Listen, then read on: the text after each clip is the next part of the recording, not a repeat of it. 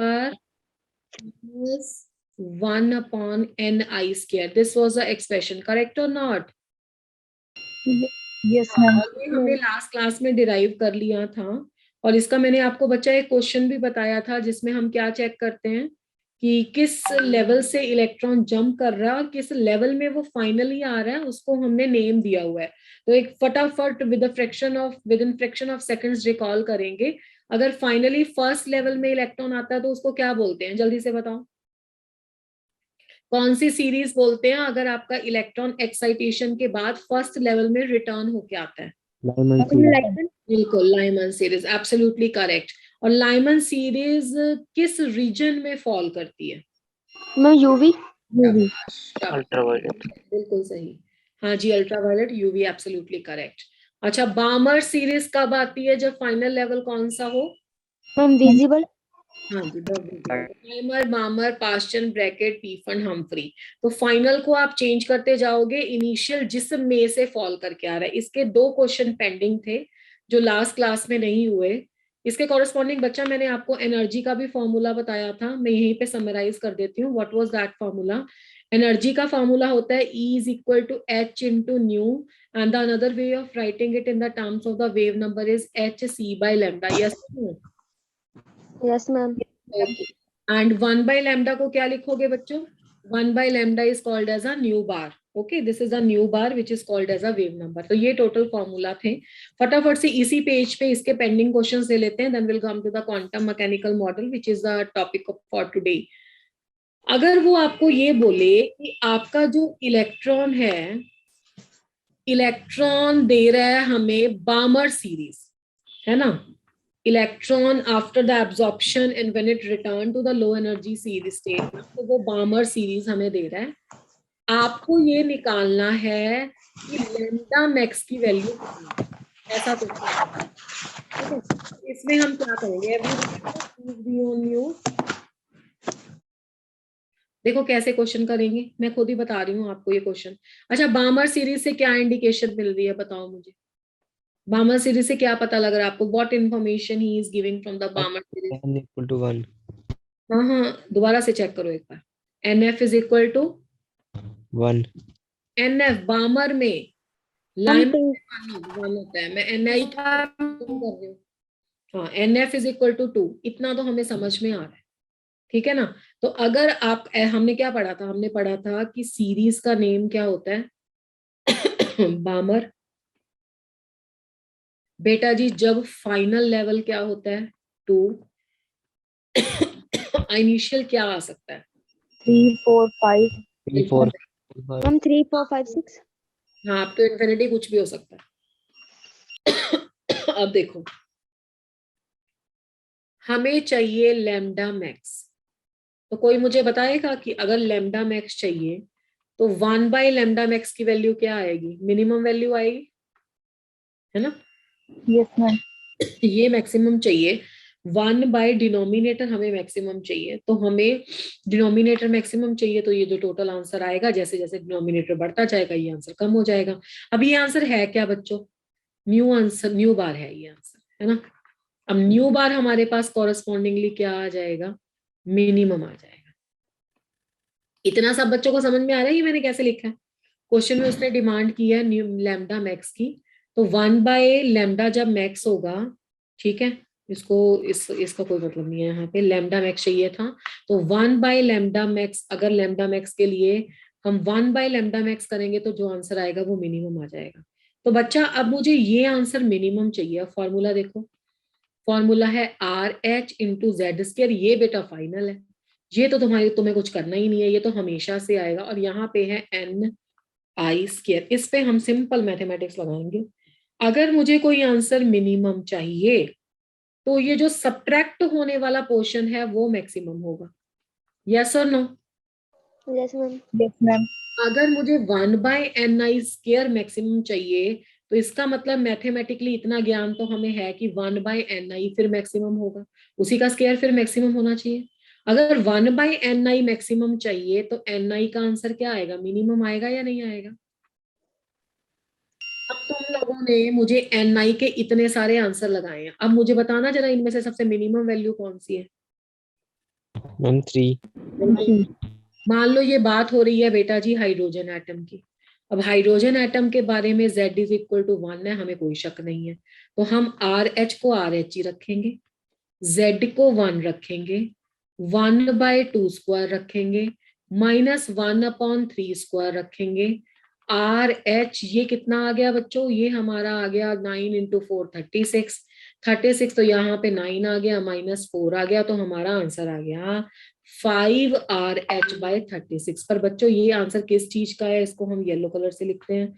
ये आंसर हमारा आया 1/λ max का। ठीक है, तो 1/λ max का इतना आंसर है, तो लैम्डा मैक्स कितना आ जाएगा, लैम्डा मैक्स आ जाएगा 36/5RH। Isn't it? Yes, ma'am. Yes, ma'am. Question solve करते हैं लैम्डा मैक्स का। ठीक है, तो ये हमारा उस दिन पेंडिंग था कि मैक्सिमम और मिनिमम कैसे करना है। तो आई थिंक फॉर्मूले से कोई दिक्कत नहीं है। अगर आपको लैम्डा मैक्स निकालना है तो बेटा न्यू बार हो जाएगा मिनिमम, और अगर हमें आंसर मिनिमम चाहिए, ये वाला डाटा फिक्स है, तो ये माइनस कर रहे हैं जो हम क्वांटिटी को, वो हमें मैक्सिमम आंसर देगी। तो उसका स्क्वायर मैक्सिमम है तो खुद भी मैक्सिमम, खुद भी मैक्सिमम है तो ni मिनिमम, और इन सब में से मिनिमम आंसर है 3। तो that's why we will say कि लैम्डा मैक्स का आंसर आ जाएगा 36/5RH। ऐसा क्वेश्चन बोहर के स्पेक्ट्रा से हो जाएगा, किसी को कोई डाउट तो नहीं है? No, ma'am. चलें शिफ्ट करें स्लाइड को। Yes, ma'am. चलो बच्चा, लास्ट क्वेश्चन, उसके बाद बोहर का मॉडल, बोहर का स्पेक्ट्रा, बोहर की calculation, everything done. Next question is, फिर से हम यही फॉर्मूला लिखेंगे, nu bar is equal to 1/λ is equal to RH into Z square is equal to 1/NF square minus 1/NI square। Paper में frequency पूछे, paper में energy पूछे, paper में वेलोसिटी पूछे, पेपर में एंगुलर मोमेंटम पूछे, सारे फॉर्मूले बोहर्स के मॉडल से आते हैं। आर का फॉर्मूला हम कर चुके हैं, एनर्जी का फॉर्मूला हम कर चुके हैं, फ्रीक्वेंसी का फॉर्मूला कर चुके हैं, लैम्डा का फॉर्मूला कर चुके हैं, एवरीथिंग यू हैव डन। अब देखो इसमें क्या पूछ सकता है, इसमें आपको ये कह सकता है कि अब हमें चाहिए लैम्डा मिनिमम। अगर मुझे लैम्डा मिनिमम चाहिए, आपका जो इलेक्ट्रॉन है वो है फाइनली 3rd लेवल में आ रहा है, ठीक है, और हीलियम प्लस वाला केस है, तो ये है गिवन क्वेश्चन में। ठीक है, अब बेटा जी लैम्डा अगर मिनिमम है तो अब मुझे बताओ जरा कि लैम्डा मिनिमम है तो 1/λ मिनिमम, ये आंसर क्या आएगा, मैक्सिमम आएगा या मिनिमम आएगा? Maximum. Maximum. तो न्यू बार तुम्हारा मैक्सिमम आ गया बेटा। RH को RH ही रखा रहने दो, 1.09 × 10⁻7 प्लस 7 है वो, पर मीटर वैल्यू रख सकते हो अगर क्वेश्चन में पूछी है तो, अदरवाइज RH से ही आंसर है तो RH ही रहने दे सकते हो। या अगर वो आपको इंस्ट्रक्शन दे रहा है कि इसको इतना ले लो तो एग्जामिनर तो भाई मानना ही पड़ेगा जो भी कह रहा है। फाइनली बेटा ये 3rd लेवल में आ रहा है, 3² कर दो। अब आई कहानी ये कि लैम्डा मिनिमम अगर हमें चाहिए तो न्यू बार अगर मैक्सिमम चाहिए, तो ये जो सब्ट्रैक्ट होने वाला फैक्टर है 1/ni², ये क्या होना चाहिए, मिनिमम होना चाहिए। यस और नो? Yes, ma'am. अगर ये मिनिमम होना चाहिए तो बच्चा जी 1/ni भी मिनिमम होना चाहिए। अगर 1/ni मिनिमम होना चाहिए तो ni की वैल्यू क्या होनी चाहिए, मैक्सिमम होनी चाहिए। और सब बच्चों को पता है कि अगर 3rd लेवल By में infinity. जंप कर रहा है, बिल्कुल सही, तो ये मैक्सिमम वैल्यू क्या होगी, इन्फिनिटी होगी। आप मैथमेटिक्स वाले स्टूडेंट हो इसलिए मैं यहाँ पे नहीं लिख रही हूँ, इन्फिनिटी का स्केयर भी इन्फिनिटी होता है, 1/∞ 0 होता है। तो यहाँ से हम सीधी कैलकुलेशन क्या ले लेंगे, RH/9। तो RH/9 आपकी कौन सा फैक्टर आ गया, RH/9 आ गया आपका न्यू मैक्सिमम।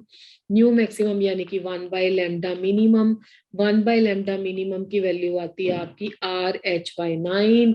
पर बच्चा मैंने 1/λ मिनिमम तो पूछा ही नहीं, मैंने तो लैम्डा मिनिमम पूछा है, तो लैम्डा मिनिमम आ जाएगा आपका 9/RH। इज दैट क्लियर और not? Yes, ma'am. Yes, ma'am. This is all about the Bohr's model and Bohr's spectra. ठीक है, बाकी अगर आपको ये पूछता है कि what is the origin of spectra, हाँ ये कुछ ना, मैं थोड़ा सा इजी क्वेश्चन है बट फिर भी बता दे रही हूँ, कई बार क्लिक नहीं करता है टाइम पे। जैसे एक बार क्वेश्चन पूछा गया था, सुनना ध्यान से, हाँ, कि बोहर केम ने जब हाइड्रोजन का स्पेक्ट्रा लिया था तो उसमें बहुत सारी लाइंस आई थी, काफी सारी लाइंस आई थी, कोई बामर सीरीज, कोई पास्चन सीरीज, कोई ब्रैकेट सीरीज, कोई कुछ भी बना था। मतलब अगर हाइड्रोजन में एक इलेक्ट्रॉन है तो what is a reason behind the too many number of lines in the case of Bohr spectra. How a single excitation of the electron is leading to too many lines in the spectra. हम इतनी सारी series पढ़ ही क्यों रहे हैं जब इसमें एक ही इलेक्ट्रॉन और उसी को भगाना है? हाइड्रोजन के स्पेक्ट्रा में इतनी सारी सीरीज क्यों बनती है, इतनी सारी लाइंस क्यों आती है? कोई बताएगा मुझे? Any reason? कुछ आप लोगों ने सोचा होगा, समझा होगा, लास्ट क्लास से आप लोग पढ़ रहे हो स्पेक्ट्रा, बताओ जरा मुझे जल्दी से, कैसे आई इतनी सारी लाइंस? इतनी सारी सीरीज पड़ी है, कोई इलेक्ट्रॉन कहाँ पे जंप कर रहा है, कोई कहाँ पे जंप कर रहा है, मैं बोलती हूँ इस लेवल में आ गया, इस लेवल में आ गया। तो spectra of the hydrogen atom consist of large number of lines,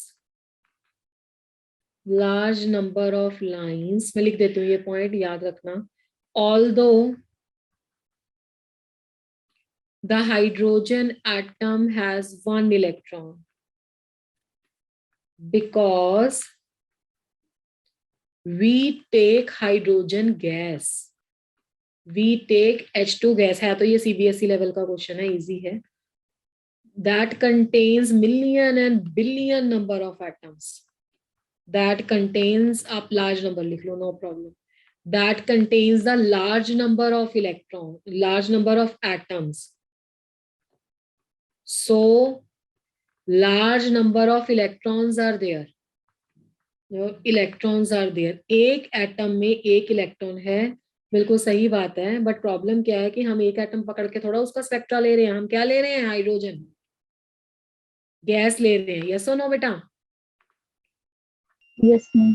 हाँ, तो हाइड्रोजन गैस ले रहे हैं, तो गैस में तो कितने मिलियन बिलियन कितने सारे एटम्स हैं और उनमें इलेक्ट्रॉन्स हैं। अब जितने भी इलेक्ट्रॉन है, जब हमने हाइड्रोजन गैस को जो यू कैन से उस पे एनर्जी अप्लाई करी, जो उसने हम इंसिडेंट रेडिएशन जब हमने उस पे डाली हैं, तो as a result of which क्या होता है, कोई इलेक्ट्रॉन कितनी एनर्जी गेन करता है, कोई कितनी गेन करता है, as a result of which different different heights तक डिफरेंट डिफरेंट जो आपके इलेक्ट्रॉन्स हैं वो अटेन करते हैं, डिफरेंट डिफरेंट लेवल पे जंप करते हैं, वापस कोई कहाँ आ रहा है। इसलिए मतलब इतने सारे इलेक्ट्रॉन्स होने की वजह से आपके पास ये जो स्पेक्ट्रा है, तो इतना सारी लाइंस इसमें अपीयर होती हैं। एक बिल्कुल इसमें शॉर्ट डेफिनेशंस हैं, वो दोनों बता देती हूँ। Is that clear? Yes ma'am. ठीक है, नेक्स्ट देखो, एक आपके पास आता है स्टार्क इफेक्ट, बस इसकी एक छोटी छोटी लाइन ही हमने पढ़नी है। एक ज़ीमैन इफेक्ट, ये क्या होते हैं? देखो, वैसे तो आप लोग इलेक्ट्रिक फील्ड, मैग्नेटिक फील्ड पढ़ते हो तो थोड़ा समझ जाओगे जल्दी। ज़ीमैन इफेक्ट और स्टार्क इफेक्ट क्या होते हैं? पहले ज़ीमैन इफेक्ट देखते हैं। The splitting of lines of spectra on the application of magnetic field, application of magnetic field, magnetic field बच्चा जब हम अप्लाई करते हैं ना, तो जो स्पेक्ट्रा में डिफरेंट लाइंस आई थी, वो लाइंस एक एक लाइन कितनी कितनी लाइन में स्प्लिट हो जाती है, उसे बोलते हैं ज़ीमैन इफेक्ट। और इसी को जब इलेक्ट्रिक फील्ड अप्लाई करके स्प्लिटिंग होती है, उसे बोलते हैं स्टार्क इफेक्ट। इसको लिख सकते हो, splitting of lines of spectra on the application of what? On the application of electric field। जब बेटा हम इलेक्ट्रिक फील्ड अप्लाई करते हैं, तो इलेक्ट्रिक फील्ड के अप्लाई करने पे जो लाइंस होती हैं वो स्प्लिट हो जाती हैं। अब पहले तो इसको लास्ट टाइम इसकी कहानी को एक बार दोबारा से सुन लो। स्पेक्ट्रा है क्या? स्पेक्ट्रा एक्चुअली में फुटप्रिंट्स है इलेक्ट्रॉन का। हमने आज तक इलेक्ट्रॉन को नहीं देखा है, ना हम उसे देख पाते हैं, वो हम अब पढ़ेंगे इसका रीजन क्या है। ठीक है, अब होता क्या है ना कि जब आपके इलेक्ट्रॉन को हम एनर्जी देते हैं, तो वो इलेक्ट्रॉन एनर्जी लेके हाई एनर्जी शेल में चला जाता है। लास्ट क्लास में हमने पढ़ा था कि इनर टू आउटर जाएंगे तो हाई एनर्जी का शेल होता है। ठीक है। तो इलेक्ट्रॉन आपका हायर एनर्जी शेल में चला जाता है। तो जब आपका इलेक्ट्रॉन हायर एनर्जी शेल में चला गया तो वो अनस्टेबल हो गया। हाई एनर्जी स्टेट हमेशा अनस्टेबल होती है, हमने फर्स्ट डे ऑफ केमिस्ट्री में ही पढ़ा था। तो as a result of which वो री एमिशन ऑफ एनर्जी करके अपने ओरिजिनल स्टेट में या किसी और लोअर एनर्जी लेवल पे आना चाहेगा। तो जब वो वापस आता है ना, तो कुछ एनर्जी रिलीज होती है। वो कितनी एनर्जी रिलीज होगी? वो क्वांटाइज्ड एनर्जी, जिस लेवल से जिस लेवल में आ रहा है उसके कॉरेस्पॉन्डिंग एनर्जी रिलीज होगी। तो जो एनर्जी रिलीज होती है उसका रिकॉर्ड जब हम स्क्रीन पे देते हैं तो that is called as a spectra. ठीक है। अब वो जो लाइंस आ गई हमारे पास, तो वही एनर्जी का रिकॉर्ड है बस इलेक्ट्रॉन के नाम पे। अब उस पे हम इलेक्ट्रिक फील्ड अप्लाई करते हैं। ठीक है। तो वो लाइंस भी हैं जो आगे स्प्लिट अप हो जाती है, मतलब नंबर ऑफ लाइंस मोर हो जाती है। तो उसको इसको आप ऐसे समझ सकते हो कि इलेक्ट्रॉन एक चार्ज पार्टिकल है। अगर आप चार्ज पार्टिकल पे इलेक्ट्रिक फील्ड अप्लाई, आपको पता है ना इलेक्ट्रिक फील्ड मैग्नेटिक फील्ड, पहले मुझे बताओ, do you know what is electric field and magnetic field? Yes, Yes, ma'am. yes, ma'am. बच्चे हमारे फिजिक्स पढ़ते हैं तो उन्हें पता है। अगर कोई चार्ज किसी जगह पे पड़ा है ना बच्चा, तो उसके अराउंड जो स्पेस है वो उसका इलेक्ट्रिक फील्ड है। अगर वो चार्ज मूव करने लग गया तो वो मैग्नेटिक फील्ड क्रिएट करता है अपना, जिससे करंट आता है ना। ऐसे तो पढ़ते हो ना ये बातें। अब क्या होता है कि अगर आपका इलेक्ट्रॉन एक चार्ज पार्टिकल है, उस पर आप इलेक्ट्रिक फील्ड अप्लाई करोगे तो आपका इलेक्ट्रॉन जो इलेक्ट्रिक फील्ड क्रिएट कर रहा है क्योंकि वो चार्ज है, और जो इलेक्ट्रिक फील्ड आप अप्लाई करते हो उनके बीच में इंट्रैक्शंस होती हैं और वो जो लाइंस हैं वो फर्दर स्प्लिट अप हो जाती हैं। सिमिलरली अगर आपका इलेक्ट्रॉन चल रहा है तो वो मैग्नेटिक फील्ड क्रिएट करता है। अगर आप उस पर दूसरा मैग्नेटिक फील्ड अप्लाई करते हो तो वो दो मैग्नेटिक फील्ड आपस में इंट्रैक्ट करेंगे, तो भी इलेक्ट्रॉन्स की जो है लाइन स्पेक्ट्रा की वो स्प्लिट अप हो जाएंगी। तो ये डेफिनेशन पॉइंट ऑफ व्यू से ही इंपॉर्टेंट है। With this our Bohr's model is complete. Now in this slide we will study the failure और आई शुड से लिमिटेशंस। अभी तक भी बोहर ने जो काम किया है, इवन टिल डेट हम श्रोडिंगर की बात मानते हैं, श्रोडिंगर के मॉडल को सही मानते हैं, पर श्रोडिंगर ने भी वो सारी कैलकुलेशन जो बोहर ने कही है वो सही बताई है। तो सबसे ज्यादा काम हुआ है इसके केस में। तो ये इंपॉर्टेंट है, इससे क्वेश्चन आता है। चाहे स्पेक्ट्रा का क्वेश्चन आए, चाहे एनर्जी का क्वेश्चन आए, चाहे रेडियस का क्वेश्चन आए, चाहे फ्रीक्वेंसी का क्वेश्चन आए, चाहे एंगुलर मोमेंटम का आए। कर लोगे ना? बताओ बच्चों। Yes, ma'am. है ना? तो जितना आपको पढ़ाया वो सब आना चाहिए बेटा। Limitations of Bohr's model. मैं ना इसको बहुत प्रिसाइसली लिमिटेशंस लिखवाऊंगी जो आपको आगे सिलेबस में भी यूज होंगी। बहुत थ्योरेटिकल इसमें नहीं जाएंगे। पहली लिमिटेशन क्या है? सबसे बड़ा फेलियर या लिमिटेशन बोहर के मॉडल की, कि the wave character. Wave character बच्चों समझते हो, है ना? वेव कैरेक्टर और द क्वांटम मैकेनिकल अप्रोच। ये क्वांटम मैकेनिकल अप्रोच और वेव कैरेक्टर एक ही बात है, मतलब इलेक्ट्रॉन को वेव मानना, मैं उसकी बात कर रही हूँ। द वेव कैरेक्टर और the quantum mechanical approach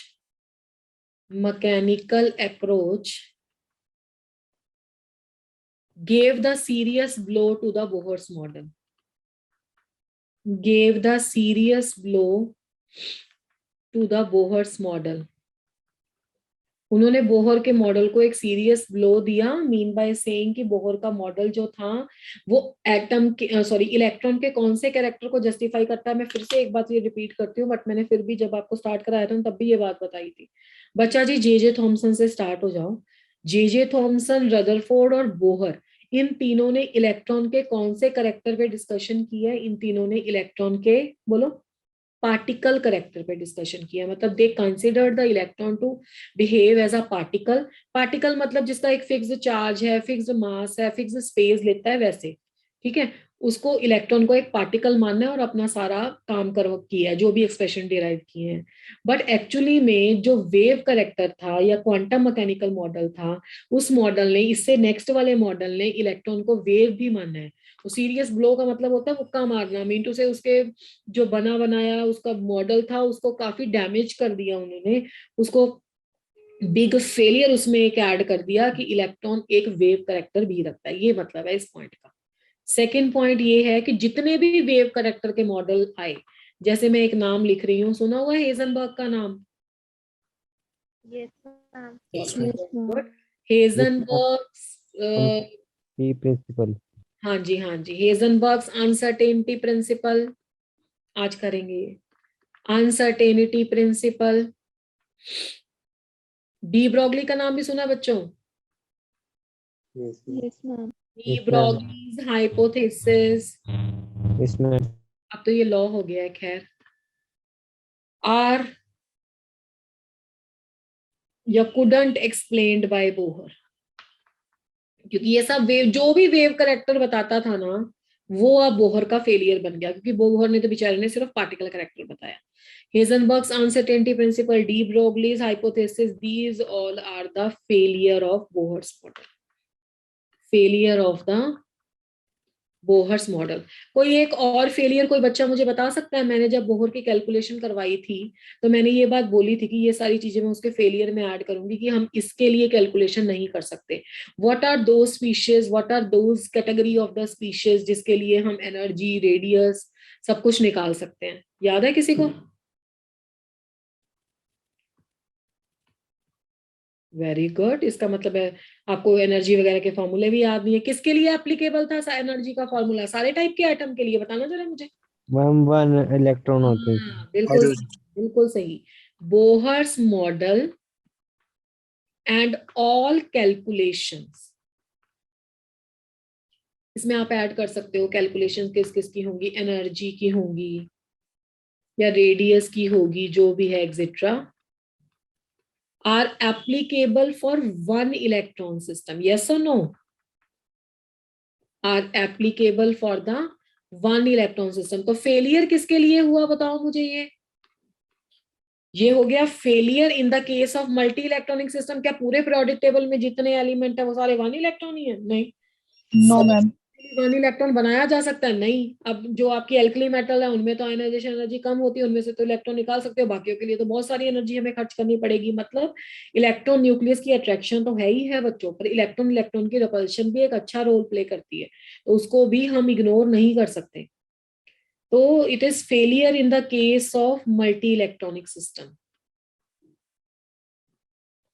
multi electron system. तो मल्टी इलेक्ट्रॉन सिस्टम के केस में ये फेल था, मतलब एक इलेक्ट्रॉन के केस में ये सारी कैलकुलेशंस हो सकती थी। ठीक है, अब ये फोर्थ पॉइंट में ये यहीं पे कर देती हूँ एडजस्ट। चलो नेक्स्ट पे लिख देते हैं, क्योंकि ये जो दो इफेक्ट है ना, स्टार्क इफेक्ट एंड ज़ीमैन इफेक्ट, इनको भी बोहर एक्सप्लेन नहीं कर सका था कि क्यों ये स्प्लिट हो रही है लाइन। स्पेक्ट्रा इसने दिया था। बेटा can I shift the slide? Yes, ma'am. Yes ma'am. Yes, ma'am. Fourth point आप ये लिख सकते हो, ज़ीमैन effect and the Stark effect. These also couldn't be explained by Bohr.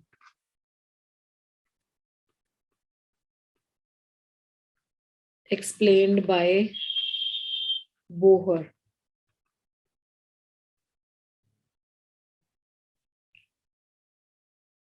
एक मैं यहाँ पे एक वर्ड यूज करती हूँ, बाद में समझाती हूँ इसका मीनिंग। Correspondence principal.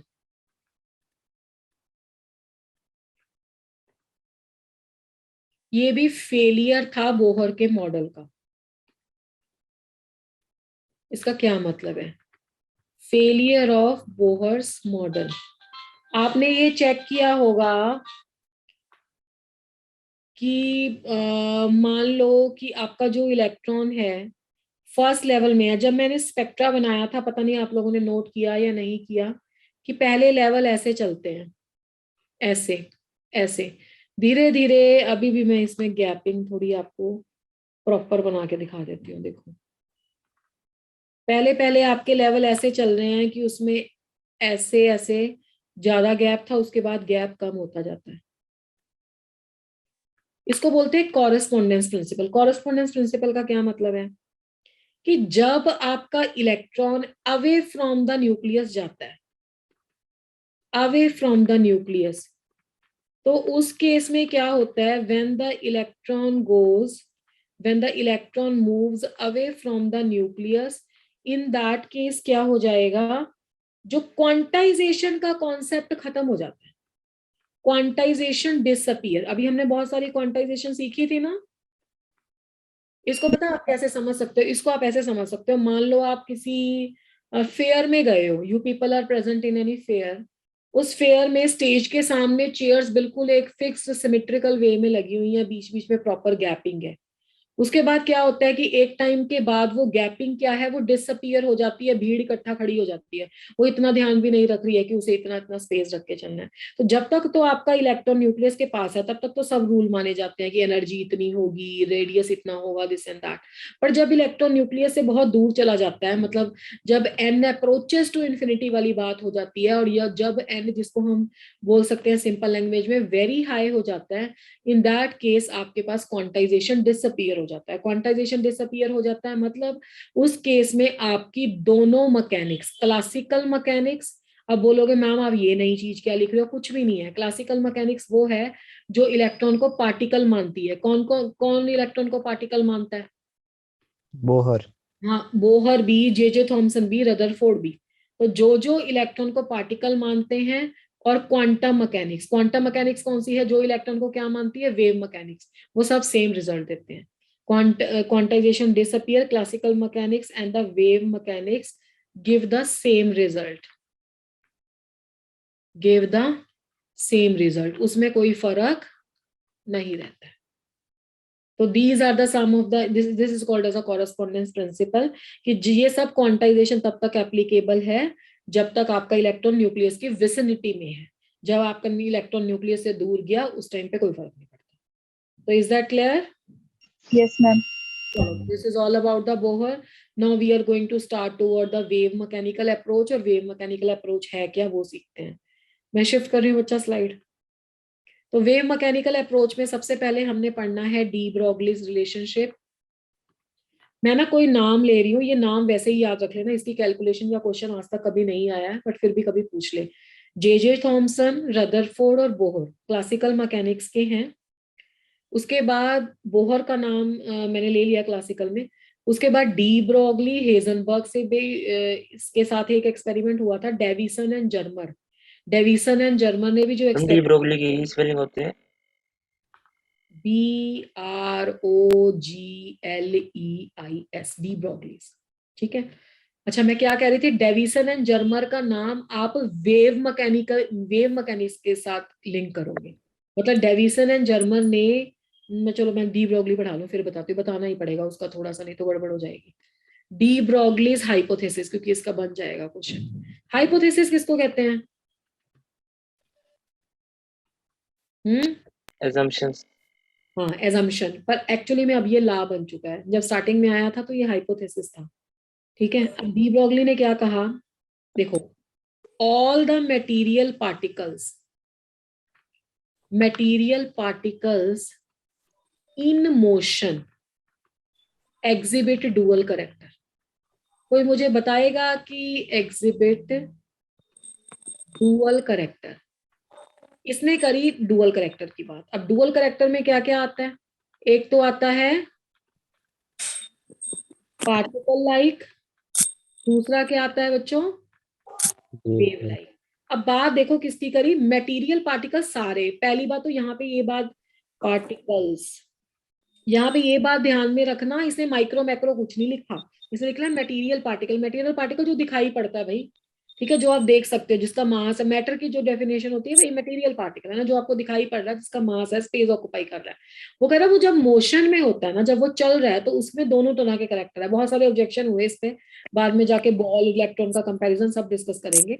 इसमें डुअल करेक्टर होता है, पार्टिकल लाइक भी होता है और वेव लाइक भी होता है। उसने ना इसके सपोर्ट के लिए देखो क्या किया, उसने कहा कि जैसे E is equal to MC square इसने लिया। E is equal to MC square किसकी रिलेशनशिप है? Einstein. हाँ जी, ये आइंस्टाइन का मास एनर्जी रिलेशनशिप है। इसका मतलब समझते हो सब बच्चे? Yes ma'am. क्या मतलब है बताओ तो एक लाइन में। Einstein's mass energy equivalence. उसने कहा सिर्फ एनर्जी ही कंजर्व नहीं है कि one type of energy converts into the another type of energy, mass भी एनर्जी में कन्वर्ट होता है। जब आप कभी फिजिक्स में पढ़ते होगे, अभी कंप्लीट सिलेबस पता नहीं आप लोगों ने 12th का किया या नहीं, एक बाइंडिंग एनर्जी का कॉन्सेप्ट आता है। जब आप जाओगे ना टुवर्ड द सेकंड बुक तो आपको ध्यान में आएगा वहां पे। उसमें क्या होता है, आपने न्यूक्लियर रिएक्शन तो सुने ही होंगे, फिशन फ्यूजन बॉम्ब वगैरह, यस मैम। है ना। उसमें क्या होता है कि जो आपका यू कैन से फिशन होता है, जिसका मतलब जो बिगर न्यूक्लियस है, जो स्मॉल स्मॉल फ्रेगमेंट्स में टूट जाता है, जैसे यूरेनियम 92 235 है, बेरियम क्रिप्टॉन में ब्रेकअप हो गया, चेन रिएक्शन जिसका पढ़ते हो, एक न्यूट्रॉन लगाया 3 न्यूट्रॉन आपके पास आ गए। तो प्रोडक्ट का मास रिएक्टेंट के मास से डिफर होता है, प्रोडक्ट का मास कम होता है, रिएक्टेंट का मास ज्यादा होता है। तो जब ऐसी सिचुएशन होती है ना कि प्रोडक्ट का मास ज्यादा है, रिएक्टेंट का मास कम है, तो बाकी मास कहाँ गया? तो बाकी मास एनर्जी में कन्वर्ट हो गया। तो ये आइंस्टाइन ने उस टाइम पे मास एनर्जी इक्विवेलेंस दिया था, जो अभी तक 100% वैलिड नहीं है। अगर 100% वैलिड होता तो हम सारा का सारा मास एनर्जी में कन्वर्ट करके कहीं से कहीं भी पहुंचा देते। ठीक है, तो वो जो मास था थोड़ा सा वो एनर्जी में कन्वर्ट हो गया। एनर्जी का कंप्लीटली मेटीरियलाइजेशन या पूरे मैटर का कंप्लीटली एनर्जाइजेशन वो अभी तक पॉसिबल नहीं है 100%। पर डी ब्रॉगली ने फिर भी इस रिलेशनशिप को यूज किया, क्योंकि उसे दिखाना था कि जो आपका मैटर है वो भी वेव करेक्टर रखता है। देखो ये इक्वेशन की यहाँ पे यूटिलिटी क्या है, इस इक्वेशन की यूटिलिटी क्या है? उसने मटेरियल पार्टिकल को वेव दिखाना है ना, तो उसने एक ऐसा रिलेशनशिप यूज किया जो एनर्जी को मास में बदलता है। समझ में आई अब इसकी कहानी क्या होता है ये? Yes ma'am. अभी तक टिल डेट न्यूक्लियर रिएक्शन में हम ये पढ़ते हैं कि न्यूक्लियर रिएक्शन में जो डिफेक्ट मास डिफेक्ट होता है, यानी कि जो मास कम है वो सब किस में कन्वर्ट हो जाता है? रिएक्टेंट एनर्जी में कन्वर्ट हो जाता है। और ये आपका एटॉमिक बॉम्ब का फिशन वाला प्रोसीजर है, वहां पे पढ़ोगे आप एंड में जाके फिजिक्स में। E is equal to mc square. दूसरा इसने रिलेशनशिप ये यूज किया, E is equal to h new. ये है आपका प्लैंक्स थ्योरी ऑफ क्वांटाइजेशन। ये भी बड़े कमाल की है, ये भी मैं थोड़ी सी आपको बता दूंगी, हो सकता है किसी बच्चे को नहीं clear. Planck's theory of quantization, Planck's theory of quantization, please be on mute. इससे क्या होता है ना, बाकी के बच्चे भी डिस्टर्ब हो रहे हैं जो बच्चे एक्चुअली में पढ़ना चाह रहे हैं। प्लैंक्स थ्योरी ऑफ क्वांटाइजेशन बच्चा जी, प्लैंक्स थ्योरी ऑफ क्वांटाइजेशन, अभी मैं आपको 5-7 मिनट बाद इसका फॉर्म भी करवाऊंगी अच्छे से सारी थ्योरी, कि ये थ्योरी रेडिएशंस का पार्टिकल करेक्टर बताती है। अब देखो डुअल थिंग है, मेटीरियल पार्टिकल जब मोशन में है इलेक्ट्रॉन जैसा, वो भी दो तरह का करेक्टर रखता है। इलेक्ट्रॉन अकेला इलेक्ट्रॉन नहीं है, वेव भी है, इलेक्ट्रॉन भी है। और जो आपका क्या है, जो आपकी रेडिएशंस हैं, स्पेशली इलेक्ट्रोमैग्नेटिक रेडिएशन, वो भी पार्टिकल करेक्टर रखती है। तो इसने दोनों इक्वेशन ऐसी यूज करी जो एनर्जी का मास में और मास का एनर्जी में कन्वर्जन बताती है। किसने यूज करी? डी ब्रॉगली ने। तो ये प्लैंक्स थ्योरी की इक्वेशन है, ये आइंस्टाइन की, ये इक्वेशन नंबर 2 है, ये इक्वेशन नंबर 1 है। अब बच्चा जी क्या करेंगे, हम फ्रॉम 1 एंड 2 लेंगे। ये छोटी सी है, 2 लाइन की डेरिवेशन आनी भी चाहिए। तो ई तो बच्चा कैंसिल हो जाएगा, h nu is equal to M C square. कौन स्टूडेंट हमें बताएगा कि न्यू और सी और लेमडा में क्या रिलेशनशिप है? 8th 9th क्लास में इंट्रोड्यूस हो जाता है ये। C is equal to nu into lambda, हाँ या ना? Yes ma'am. बच्चा जी तो फिर न्यू कितना हो गया? सी बाई लेमडा हो गया या नहीं? Yes, H by lambda is equal to M C square, C और सी कैंसल, तो लेमडा की वैल्यू आ गई एच बाई एम सी। ये रिलेशनशिप निकाला था डी ब्रॉगली ने। फिर उसे ये लगा कि सारे के सारे मटेरियल पार्टिकल तो सी वेलोसिटी ऑफ लाइट से नहीं चल सकते। कितनी होती है वेलोसिटी ऑफ लाइट, बताओ तो जरा मुझे। 3 into 10 raised 3 into 10 meter per 8 second. Metre पर सेकंड, बिल्कुल। इतनी Three पार्टिकल तो नहीं चल सकते हैं ना। तो ये वाली इक्वेशन तो 100% कैसे अप्लाई होगी? फिर उसने ना थोड़ी सी मॉडिफिकेशन कर दी। उसने कहा अगर कोई मटेरियल पार्टिकल v वेलोसिटी से चल रहा है ना, तो उसकी v वेलोसिटी के कोरस्पॉन्डिंग उसमें वेव करेक्टर आएगा। लैम्डा क्या है? वेवलेंथ। तो वेवलेंथ तो सीधा ही डायरेक्ट कर दिया कि वेव करेक्टर है। वेव करेक्टर किसका? मटेरियल पार्टिकल का, जिसका मास कितना है m और जो कितनी वेलोसिटी से मूव कर रहा है c। ठीक है, तो ये दोनों इक्वेशन डी ब्रॉगली रिलेशनशिप है, पर हम यूज कौन सी करते हैं? हम यूज करते हैं ये वाली। क्यों? क्योंकि इसमें हर एक पार्टिकल देखो इलेक्ट्रॉन तो मूव कर जाएगा अप्रोक्सीमेटली उतनी वेलोसिटी से, पर बाकी मटेरियल पार्टिकल बॉल या कहीं पे भी इसको अप्लाई करते हैं। क्योंकि डी ब्रॉगली ने ना अपने रिलेशनशिप में ऐसा कुछ नहीं बोला था कि ये मैक्रो पे होगा माइक्रो पे होगा। उसने कहा ऑल द मटेरियल पार्टिकल, छोटे बड़े, आप हम भी, बॉल भी, सब पे जो वेलोसिटी पे है उस पे वेव करेक्टर है। ठीक है, तो lambda is equal to H by M v. This is very easy formula और इससे क्वेश्चन भी आता है। ठीक है, अब मेरे ख्याल से इसकी कहानी आपको समझ में आ गई। सारे मटेरियल पार्टिकल में होता है, डुअल करेक्टर होता है, कौन सी 2 इक्वेशन यूज करी, कौन सा फॉर्मूला लगाया, और कौन सी इक्वेशन हमें न्यूमेरिकल में यूज करनी। Is that clear? Yes, ma'am. चलो अच्छी बात है। अब इस इक्वेशन को थोड़ा इंटरप्रेट करते हैं। कर दूं नेक्स्ट स्लाइड बच्चा? yes, ma'am. चलो अच्छी बात है। Yes ma'am. अब बच्चा जी lambda is equal to H by M V हो गई आपकी equation. Can you see lambda and the mass relationship? Lambda is inversely proportional to the mass, मतलब जो लार्जर पार्टिकल्स होते हैं ठीक है, जो लार्जर द मास लिख लो, larger the mass smaller the wavelength. Smaller, आप तुम्हारे मेरे जैसे ये क्वेश्चन कर सकते हैं कि हम क्यों नहीं उड़ रहे भाई, हम भी चल रहे हैं, बॉल क्यों नहीं उड़ रही, इलेक्ट्रॉन ही क्यों उड़ रहा है, करते हैं ना हम ये लोग क्वेश्चन। अगर सारे मटेरियल पार्टिकल्स के लिए ट्रू है तो बाकियों में वेव करेक्टर हमें दिखाई क्यों नहीं पड़ता? उसका रीजन है, अब बॉल, अब इलेक्ट्रॉन का मास कितना है भाई, मास ऑफ इलेक्ट्रॉन कितना है, 9.1 इंटू 10⁻⁻31 किलोग्राम। अब 10⁻⁻31 कितनी स्मॉल क्वांटिटी है? अगर आप बॉल का भी मास कंसिडर करोगे, इसके कंपैरिजन में आप बॉल का मास कंसिडर करो, मान लो 10 ग्राम की बॉल है या 5 ग्राम की बॉल है, ठीक है, अब ये कितना है और ये कितना, देखो, यानी कि जितना ज्यादा मास होगा ना उतना ज्यादा उसका वेव करेक्टर कम होगा। अगर उसका उतना वेव करेक्टर कम है तो वो वेव करेक्टर हमें दिखाई नहीं देगा। इवन कि हर एक मटेरियल पार्टिकल में, चाहे बड़े से बड़ा मैसिव से मैसिव पार्टिकल भी है, उसमें भी वेव करेक्टर होता है, पर जब वो मोशन में होता है, बैठे बैठे नहीं, ठीक है, रेस्ट पे नहीं। तो ये डी ब्रोगली ने बात करी थी। अब इसका क्वेश्चन कैसे आता है मैडम, इसका क्वेश्चन ऐसे आता है, जैसे वो बोल देगा कि आपका इलेक्ट्रॉन, चलो ये क्वेश्चन मुझे करके दिखाना, मैं आपको 20-30 सेकंड देती हूँ।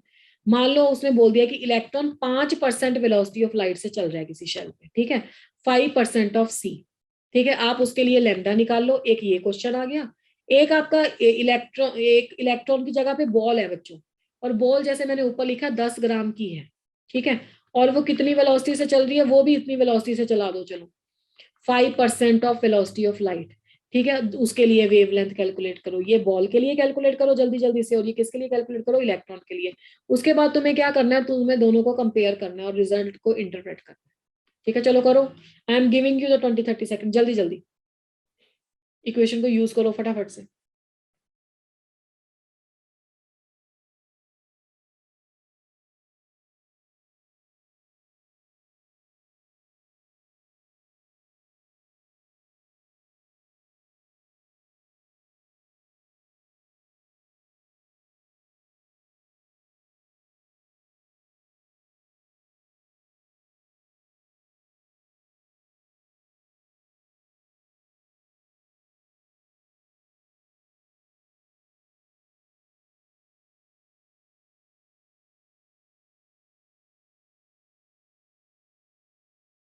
यस, एनीबडी, इलेक्ट्रॉन के केस में कैलकुलेशन हुई, बताओ मुझे। एच की वैल्यू कितने स्टूडेंट्स को याद है बच्चा? 6.6 into 10⁻⁴ joule second, this is the value of H. अगर मुझे कंपेयर करना है तो दोनों वैल्यू लिखने की जरूरत ही नहीं है, इसको एच ही रहने दो, एच अपॉन एम, ठीक है, एम कितना है, मास ऑफ इलेक्ट्रॉन, इसको भी ऐसे ही रहने देते हैं, वेलोसिटी भी दोनों की सी ही है, उसको मैंने 5% सी को सी लिख लिया, ठीक है, सी 5% निकालना है ऐसे। तो जब आप दोनों का कंपेयर करोगे तो क्या आएगा, देखो, चलो इसको लिख देते हैं वी, वेलोसिटी ऑफ जो आपकी इलेक्ट्रॉन है वी, और वेलोसिटी ऑफ सी को भी वी लिख लो, इसको भी वी लिख लो। तो रिलेशनशिप क्या आएगा भाई, h upon mass of ball into v, यहाँ पे h upon mass of electron multiplied by v. तो इतना तो मैथ कर ही लेते हो, ठीक है, इनवर्सली रिलेशनशिप आ गया मास का। मास ऑफ इलेक्ट्रॉन कितना है, 9.1 इंटू 10⁻⁻31 किलोग्राम, और ये कितना है, 10 इंटू 10⁻⁻3 किलोग्राम, ठीक है। अब आप अगर मैथमेटिकल फैक्टर को भूल भी जाओ चलो, तो आपके पास क्या आंसर आएगा, lambda of ball divided by lambda of electron, 9.1 divided by 10 हो गया 0.91, ठीक है। अब बाकी कितना आ गया, 10 की पावर माइनस ऑफ 28, यस और no? Yes, ma'am. Yes, ma'am. 10⁻⁻28, यानी कि आपकी बॉल की वेवलेंथ इलेक्ट्रॉन की वेवलेंथ से 10⁻⁻28 है। तो कहना इसे lambda ball is very very small, है ना, वो इतना स्मॉल है लैम्डा बॉल, जो हमारी कैलकुलेशन यहाँ पे आई कि हम उसको डिटेक्ट ही नहीं कर सकते। इसलिए ये एप्लीकेबल तो आपके मैक्रो माइक्रो दोनों टाइप के पार्टिकल्स पे है, पर माइक्रोस्कोपिक पार्टिकल्स के केस में मास कम होने की कारण से, मास कम होने के कारण ना ये आपकी वेवलेंथ उतनी ऑब्जर्व होती है, मतलब आपको दिखाई पड़ते हैं वो फ्लाई करते, पर जितने भी आपके हैं मैक्रोस्कोपिक पार्टिकल्स उनका मास इतना ज्यादा है कि उसकी वेवलेंथ नेग्लिजिबली स्मॉल होती है, इसलिए वो हमें उसका वेव करेक्टर दिखाई नहीं पड़ता। तो is that clear? Yes, ma'am. मुझे लगता है कि इसका तो न्यूमेरिकल आप आराम से कर लोगे जब ये पेपर में आएगा तो। Yes, ma'am. चलो Yes. नेक्स्ट पे चलें फिर। Yes, ma'am. चलिए जी, Yes. next आ गया आपका हेजनबर्ग्स अनसर्टेनिटी प्रिंसिपल। ये जो पॉइंट्स नोट करवाए हैं ना कि किसके लिए एप्लीकेबल है, क्या कंडीशन होनी चाहिए, ये सभी को आने चाहिए। हेजनबर्ग्स अनसर्टेनिटी प्रिंसिपल, हेजनबर्ग्स अनसर्टेनिटी प्रिंसिपल। इसकी पहले डेफिनेशन पढ़ते हैं फिर इस पे आते हैं डिस्कशन पे।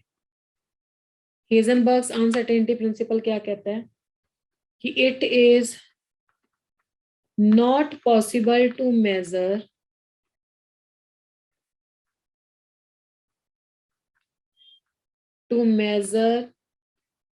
simultaneously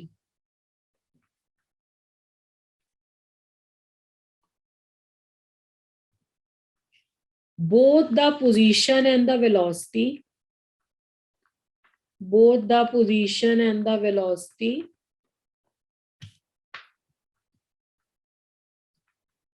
of the microscopic particles,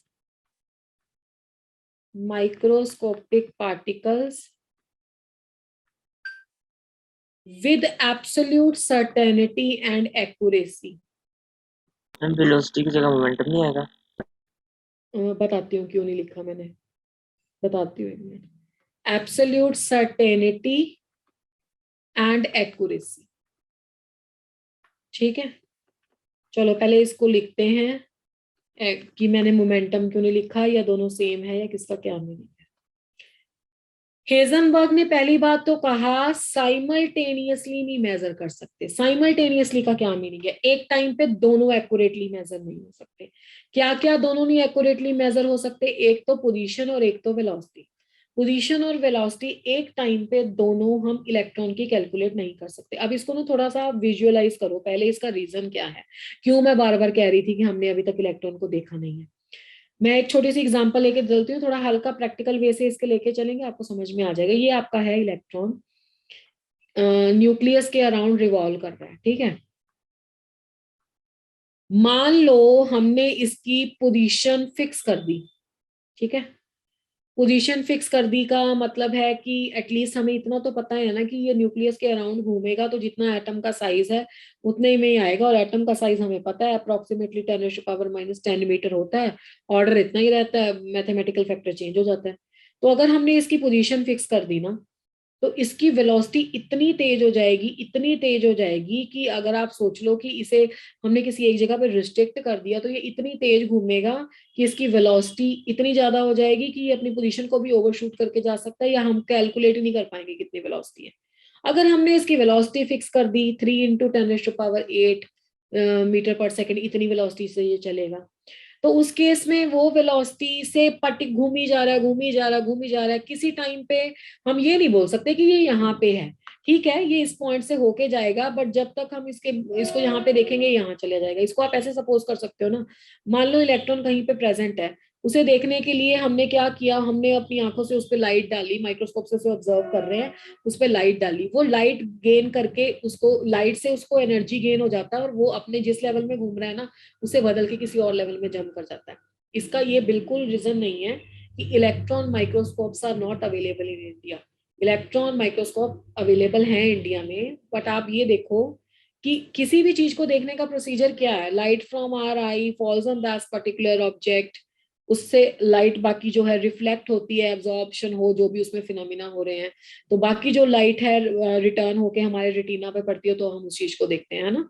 तो जब हम उसे देखने के लिए मैं पेन को देख रही हूँ, मेरी आंखों से लाइट डलने पे इस पेन को कोई फर्क थोड़ा ना पड़ रहा, उससे इसके इसके जो पार्टिकल्स हैं इनकी पोजीशन को कोई फर्क नहीं पड़ रहा। इलेक्ट्रॉन इतना छोटा है जितनी लाइट आप इस पे डालते हो ना इसको देखने के लिए, उतने से ही वो एनर्जी गेन करके भाग जाता है। इसीलिए अगर उसकी पोजीशन को, अब आप वैसे भी आप एक ग्राउंड में ऑब्जर्व कर लो, मान लो एथलीट रन कर रहे हैं एक ग्राउंड में, है ना, बहुत फास्ट रन कर रहे हैं, तो आप देखो कि जब वो रन कर रहा होता है ना, तो आप उसकी एग्जैक्टली पोजीशन नहीं नोट कर पाओगे कि वो किस टाइम पे कहाँ पे है। हाँ, आप ऐसे करके फटाफट से उसको चेक करोगे कि हाँ राउंड में यहाँ गया, बट एग्जैक्टली किस टाइम पे कहाँ पे वो नहीं चेक हो सकता। तो इसी तरीके से इलेक्ट्रॉन के केस में भी नहीं हो सकता। तो पोजीशन और वेलोसिटी दोनों ही, हाँ ये बोल सकते हैं, मतलब हेजनबर्ग ने इतना काम कर दिया था कि पोजीशन की मेजरमेंट में भी कुछ एरर होगा, अगर एब्सोल्युटली नहीं मेजर कर सकते तो कुछ एरर होगा। डेल्टा एक्स क्या है? Error in the position measurement, accurately नहीं कैलकुलेट हो सकती। और ये इसका रीजन कोई ये नहीं है कि कोई प्रोडक्ट में कमी है या कोई हमारे पास कुछ ऐसा नहीं है, ये फंडामेंटल लिमिटेशन है नेचर की कि हमें देखने के लिए लाइट डालनी पड़ेगी, और इलेक्ट्रॉन इतना छोटा है कि उसे उससे एनर्जी मिल जाती है। तो this is the error in the position measurement, and delta we is the error in the velocity measurement, error in the velocity measurement. अब देखो ये दोनों जो एरर हैं, error in the position measurement और error in the velocity measurement, उसका उसने ना मिनिमम वैल्यू फिक्स कर दिया कि मिनिमम कितनी एरर होगी। ये हेजनबर्ग ने काम किया था। तो पहले तो इसका प्रिंसिपल का मतलब समझ में आया कि ये, अच्छा अगर इलेक्ट्रॉन पार्टिकल होता तो क्या ये बात ट्रू हो सकती है? पार्टिकल को तो हम देख सकते हैं, तो अगर वो रेस्ट पे है तब भी उसकी पोजीशन पता है, वेलोसिटी में चेक मूव कर रहा है तो भी हम कितने फार्मूले लगाते हो, v is equal to u plus a t, v square minus u square is equal to a s, ठीक है ना। ये किसके लिए लगाते हो? सारे पार्टिकल नेचर के लिए लगाते हो, तब तो हम उसकी पोजीशन भी कैलकुलेट कर सकते हैं, वेलोसिटी भी कैलकुलेट कर सकते हैं। बट अगर किसी में वेव करेक्टर है तभी उस केस में हमें सर्टेनिटी से, एक्यूरेसी से उसकी पोजीशन और वेलोसिटी कैलकुलेट नहीं हो सकती। तो डी ब्रॉगली ने जो कहानी की वो डुअल करेक्टर की कर दी, हेजनबर्ग ने जो कहानी की उसने कहा position and velocity accurately calculate हो ही नहीं सकते।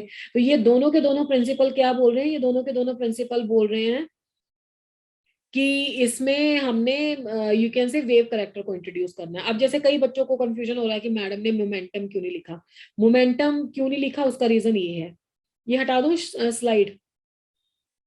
Yes, ma'am. डेल्टा एक्स, ध्यान से सुनना, आई थिंक अभी किसी बच्चे ने चैट बॉक्स में मोमेंटम का किया जिक्र, में आ ही रही थी इस पे। Delta x into delta P ही होता है, आपने गलत नहीं पढ़ा, 11th में सही पढ़ा है, और जो मैंने भी लिखा है उसका यही मीनिंग है, समझो इसको। डेल्टा एक्स है एरर इन पोजीशन मेजरमेंट, जो हेजनबर्ग ने कैलकुलेशन की ना वो इसी की है, error in the position measurement. और ये हमारे बच्चों ने पढ़ा 11th में, क्या पढ़ा है हमारे बच्चों ने? Error momentum, moment momentum measurement. मतलब ये एक्यूरेटली कैलकुलेट नहीं होंगे। और इसकी वैल्यू हेजनबर्ग ने बताई है greater than equal to h by 4 pi. मैं भी वही लिखूंगी जो एक्चुअली में है, ठीक है, और यही आप लोगों ने पढ़ा, यही हम लोगों ने भी पढ़ाया, ठीक है। अब देखो, अब आपके पास मोमेंटम है क्या? मोमेंटम होता है बेटा मास इंटू वेलोसिटी, मास में एरर नहीं होती। आप समझ पा रहे हो ना मेरी बात? मास मटेरियल ऑब्जेक्ट का जो है उसका तो मास फिक्स है, इलेक्ट्रॉन का मास तो फिक्स ही है ना, एम ही रहेगा, उसमें थोड़ा ना एरर आएगी। तो delta m greater than equal to h by 4 pi. तो जो हम न्यूमेरिकल में कैलकुलेट करते हैं ना वो हम ये करते हैं delta x into delta we, तब ये फॉर्मूला थोड़ा सा चेंज हो जाएगा, वो बन जाएगा h/4 पाई इंटू एम। आप और मैं एक ही बात कह रहे हैं, मोमेंटम ही पढ़ा आपने, पर मोमेंटम में एरर एक्चुअली में नहीं होती। मोमेंटम का मतलब मास इंटू वेलोसिटी होता है, तो मैंने मास में एरर नहीं लगाई है, और मैंने तभी वहां पे लिखा था error in the measurement of position and the velocity. Actually में एरर आती है वेलोसिटी में, जो आपके पास न्यूमेरिकल आएगा वो या तो v निकलवाएगा डेल्टा या निकलवाएगा डेल्टा x। अगर उसने मोमेंटम निकलवा लिया तो आपको सिंपल मास से मल्टीप्लाई करना पड़ेगा डेल्टा v को, ना कि डेल्टा m को। इसलिए एक्यूरेटली क्या होता है? डेल्टा v होता है, न्यूमेरिकल में ये चलता है। आप अगर डेफिनेशन में मोमेंटम वो लिखता है तो कोई प्रॉब्लम नहीं है, हम भी मोमेंटम में मोमेंटम ही लिख रहे हैं इसको, पर जब मोमेंटम लिखते हैं तो h/4 पाई आएगा, है ना, ये उसने कैलकुलेशन करी थी। और मोमेंटम में एक्चुअली में मास की एरर छोड़ के बाकी एरर वेलोसिटी में होती है। तो न्यूमेरिकल में या तो हमसे ये सॉल्व करवाता है या हमसे ये सॉल्व करवाता है, इसलिए मैंने वहां पे पोजीशन एंड वेलोसिटी लिखा था। ठीक है Praful? Yes, ma'am. Is that clear? Yes, ma'am. Yes, ma'am. I think somebody is asking but I am not getting क्या कह रहे हो आप। तो अभी मैं इसका एक क्वेश्चन करा देती हूँ, उसमें आपको पता लग जाएगा कि इसमें डेल्टा वी की कैलकुलेशन आती है। बाकी ठीक है, मोमेंटम कोई प्रॉब्लम नहीं है, पर एरर नहीं होती है उसमें, वी में एरर होती है। चलो अब इसको नेक्स्ट स्लाइड करते हैं, इसका क्वेश्चन देखते हैं, इसका वो भी आएगा significance in the daily life. चलो जी, अब पहला क्वेश्चन तो यही आ गया। अच्छा हाँ, एक बात और सुन लो, यहाँ से मैं प्रूव नहीं करवाऊंगी, बहुत लंबा हो जाएगा। Electron can not exist inside the nucleus. सोचिए कभी ये बात, ये ऐसा क्यों होता है? यस और नो? No, ma'am. चलो नहीं सोचा तो अभी देख लेते हैं। Electron can not exist inside the nucleus, और इस चीज का प्रूफ देता है हेजनबर्ग। हेजनबर्ग क्या कहता है? ये delta x into m delta we is greater than equal to h upon 4 pi. अगर हमने सपोज कर लिया let electron exist in nucleus, मान लो आपका इलेक्ट्रॉन न्यूक्लियस में एग्जिस्ट करता है, तो आप पोजीशन की अनसर्टेनिटी उतनी लोगे ना जो साइज ऑफ न्यूक्लियस है ना? यस और नो? Yes, ma'am. चलो जी, तो साइज ऑफ न्यूक्लियस बच्चों मैंने साइज ऑफ न्यूक्लियस का ऑर्डर फर्स्ट क्लास में ही बता दिया था, 10⁻⁻15 मीटर होता है फर्मी में। तो 10⁻⁻15 यहाँ पे रख दिया। मास ऑफ इलेक्ट्रॉन आप बहुत अच्छे से जानते हो, ठीक है, ये तो हमें पता ही था। Delta we is equal to 6.6 into 10⁻⁻34, 4.3.14, ठीक है, 4 मल्टीप्लाइड बाय, सॉरी। अब इसमें से डेल्टा वी की अगर आप कैलकुलेशन करोगे ना, तो आप चेक करके देख लेना घर जाके, ये ग्रेटर देन आएगा 3 इंटू 10⁸8, लाइट की वेलोसिटी से ज्यादा। तो अगर लाइट की वेलोसिटी से ज्यादा वेलोसिटी आती है तो इसका मतलब है ये पॉसिबल नहीं है। न्यूक्लियस इतना स्मॉल स्पेस है, इतना स्मॉल, एटम से 10⁵ टाइम स्मॉल, उस छोटी सी प्लेस में अगर आपका इलेक्ट्रॉन लाइट की वेलोसिटी से ज्यादा वेलोसिटी से चल रहा है तो न्यूक्लियस स्टेबल ही नहीं होना चाहिए। अब देख लो, हाथ में कोई चीज जोर से घुमा के करते हो तो वो कैसे, बहुत ज्यादा वेलोसिटी होती है तो कैसे जाके लगती है। तो इतनी छोटी सी पोजीशन में ऐसे घूमेगा तो ओवरशूट हो जाएगा, वो एक्सप्लोड हो जाएगा न्यूक्लियस, तो पॉसिबल नहीं है। इसलिए ये आपका जो हमने सपोज किया था, जो हमने लेट किया है कि इलेक्ट्रॉन 10⁻⁻15 मीटर की अनसर्टेनिटी के ऊपर है, तो ये पॉसिबल नहीं है। इसलिए इलेक्ट्रॉन का न्यूक्लियस में ना एग्जिस्ट करना, अगर वो कभी पूछ लेना कि कौन सा प्रिंसिपल इसमें सपोर्टिव था, कैसे हमने थ्योरेटिकली प्रूव किया इसको, उसका आंसर कौन सा प्रिंसिपल मार के आओगे? हाँ जी बिल्कुल, हेजनबर्ग। ठीक है, अब इसका एक क्वेश्चन लेते हैं हेजनबर्ग का। इसका क्वेश्चन ऐसे था कि मान लो पोजीशन इन अनसर्टेनिटी है आपकी 10⁻⁻8 मीटर्स, और वेलोसिटी में अनसर्टेनिटी है 5%, या वेलोसिटी दे देते हैं, चलो इस पर आपको एक्स आप निकाल के दिखाना। क्वेश्चन बहुत आसान आता है, इसका कुछ भी नहीं करना, सिंपल फॉर्मूला है। हाँ, मिनिमम मैक्सिमम भी पहले मैं एक बार बता देती हूँ, ये आपको कैलकुलेट करना है। ये 5% ऑफ सी है और बात इलेक्ट्रॉन की कर रहे हैं, तो निकाल पाओगे? बताओ, इजी है क्या? फार्मूला क्या लगाओगे? Delta x into delta v greater than equal to h upon 4 pi m. अब समझ में आ रहा है मैं एम इधर क्यों लेके जा रही हूँ? Yes, ma'am. Yes, ma'am. ये क्योंकि एम में कोई अनसर्टेनिटी नहीं है, सिर्फ डेल्टा एक्स और डेल्टा वी की ही अनसर्टेनिटी होती है। अब ये फॉर्मूले में delta x into delta we अगर मैं इक्वल टू एच बाय 4 पाई कर दूं, ठीक है, इंटू एम, तो इसको बोलते हैं मिनिमम अनसर्टेनिटी। क्या बोलते हैं? Minimum. Minimum uncertainty. तो हमारे सारे कैलकुलेशन मिनिमम अनसर्टेनिटी से ही सॉल्व होते हैं। बाकी ग्रेटर देन तो है ही है, ज्यादा तो कितनी भी हो सकती है, पर मिनिमम सॉरी हेजनबर्ग ने कहा इतनी है। तो जब हम न्यूमेरिकल सॉल्व करेंगे ना, तो हम मिनिमम अनसर्टेनिटी ले लेंगे, एच अपॉन 4 पाई एम। बाकी मैथमेटिकल कैलकुलेशन है, you people can know, delta x की वैल्यू तुम्हें कैलकुलेट करनी है, h/4 πm into delta we ले लेना तुम। h की वैल्यू कितनी है 6.6 इंटू 10⁻⁻34, यूनिट में साथ में लिख रही हूँ, जूल सेकंड आ जाएंगे, सारे यूनिट ध्यान से चेक करने हैं। 4 इंटू पाई की वैल्यू 3.14 मल्टीप्लाइड बाई एम की वैल्यू 9.1 इंटू 10⁻31 किलोग्राम, और वेलोसिटी की value 5% of c, 5/100 into 3 into 10⁸. I think this much calculation you people can do, है ना। अब सारा आपका एसआई सिस्टम चल रहा है, एमकेएस चल रहा है, तो आपका डिस्टेंस किस में आएगा, मीटर में आएगा। यस और नो? Yes, ma'am. बताओ बच्चों, कर पाओगे हेजनबर्ग और डी ब्रोगली के क्वेश्चन को सॉल्व, और कॉन्सेप्ट भी दिमाग में बैठ रहा है कि क्या क्या कहा है उन्होंने। Yes, ma'am.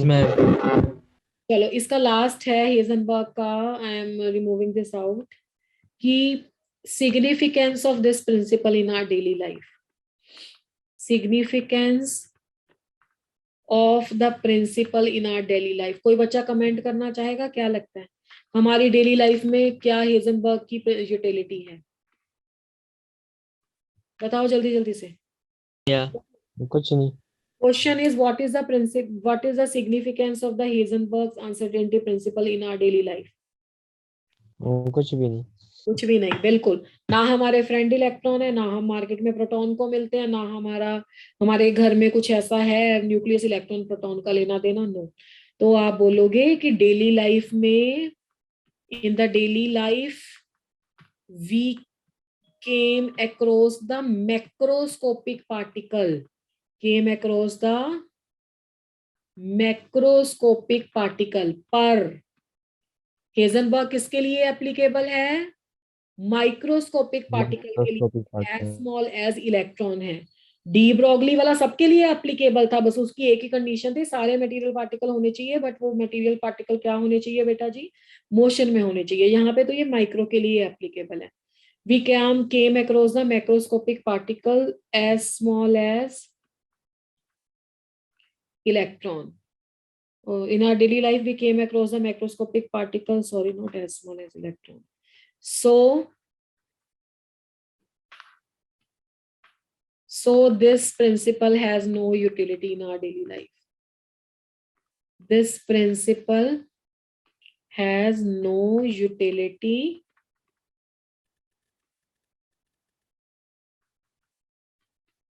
in our daily life, as it is applicable to, only as it is applicable to only microscopic one, microscopic particles। इसके साथ we have done the Heisenberg's uncertainty principle। अच्छा जल्दी जल्दी मैं, अब वेव करेक्टर चल ही रहा है तो प्लैंक वाला भी टॉपिक करा देती हूँ। प्लैंक्स थ्योरी, वैसे तो इस थ्योरी का नाम है क्वांटम, तो क्वांटम भी ऐड करो। Planck's quantum theory of radiations, ठीक है। Planck's quantum theory of radiation ने क्या कहा, ये भी इंपॉर्टेंट थ्योरी है। Planck's quantum theory of radiations कहती है, इससे कुछ पोस्टुलेट हैं, all the electromagnetic radiations, all the electromagnetic radiation समझते हो बच्चा? Yes, ma'am. 9th क्लास में पढ़ते थे ना इलेक्ट्रोमैग्नेटिक रेडिएशंस, 11th में भी सीखा होगा थोड़ा बहुत। All the electromagnetic radiations do not emit or absorb energy, do not emit or absorb energy,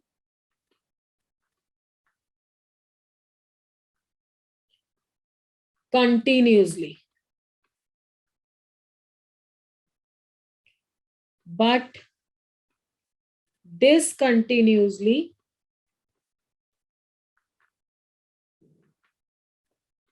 in the form of small packets of energy called quanta, small packets of energy called quanta। ये बहुत important बात है।